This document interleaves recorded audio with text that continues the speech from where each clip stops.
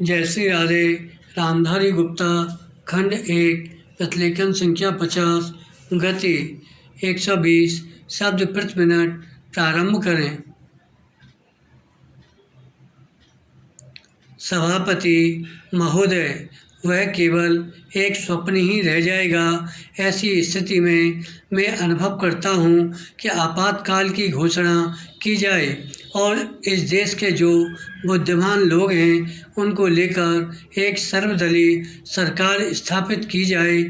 हम यह अनुभव करते हैं कि जिस तरह का शासन इस समय चल रहा है उससे देश की कोई भी समस्या हल होने वाली नहीं है, बल्कि सरकार की गलतियों से समस्याएं बढ़ती जा रही हैं। राष्ट्र की आंतरिक सुरक्षा के विषय में जो बिल मंत्री महोदय ने प्रस्तुत किया है उस पर अब तक जितने भी भाषण हुए हैं उनको मैंने बड़े ध्यान से सुना है। विराम।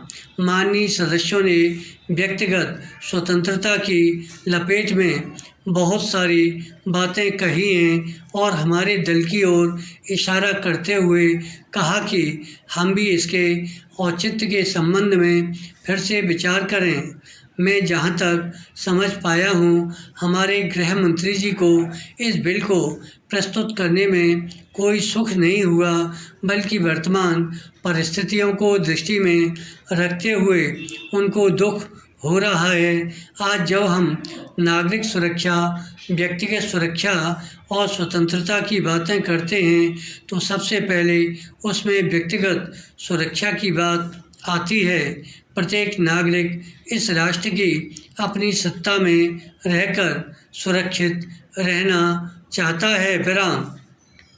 हमने इस बात की सुरक्षा अपने संविधान में दी है और हम यह आशा करते हैं कि राजनीतिक दलों में आपसी मतभेद होते हुए भी राजनीतिक मतभेद का आदर होना चाहिए। विराम।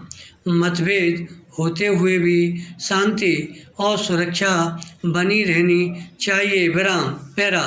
माननीय सदस्य पूछते हैं कि ऐसी कौन सी असाधारण परिस्थिति आ गई थी जिसके कारण आपको नज़रबंदी बिल लाना पड़ा। मैं आपसे कहना चाहता हूँ कि क्या ही अच्छा होता यदि नेहरू जी की उस बात को जो उन्होंने लोकतंत्र के संबंध में बहुत वर्ष पहले कही थी आज भी स्मरण रखते। विराम।